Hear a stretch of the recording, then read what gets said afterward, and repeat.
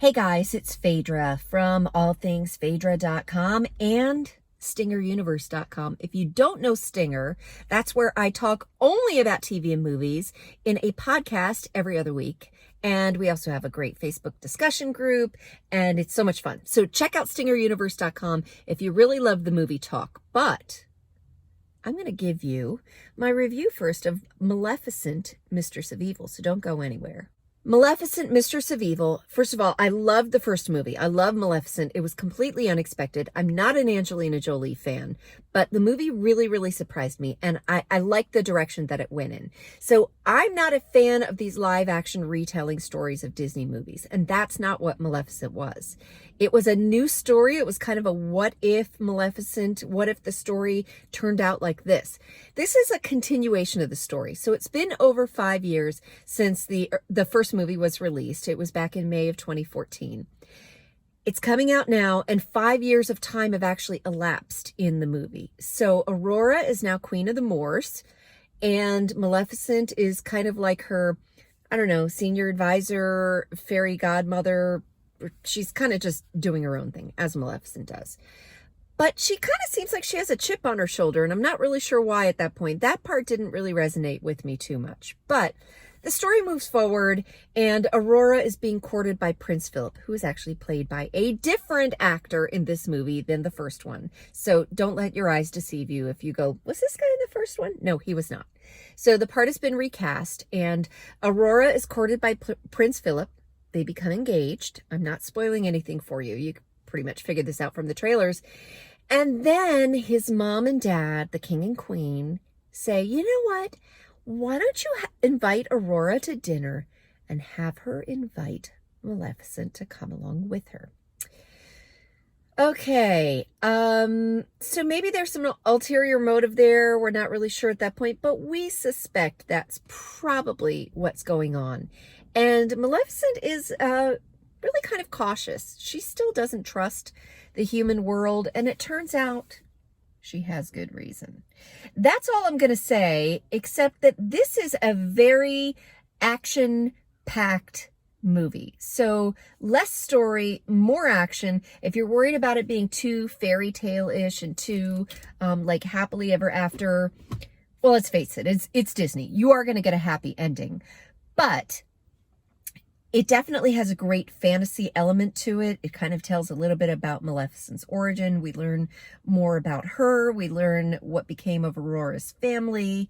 And we learn a little bit more about Prince Philip's family and some of the baggage that they carry with them. So a lot of action. It's a pretty violent movie. Okay, for PG, I'm saying. If you're like a grown adult, don't worry about it. But PG, if you're taking little kids, I'll just say not everyone makes it out alive. Okay, that's a little bit of a spoiler. Now, what did I like about it? Story was great. The acting was great. The costumes are amazing, of course.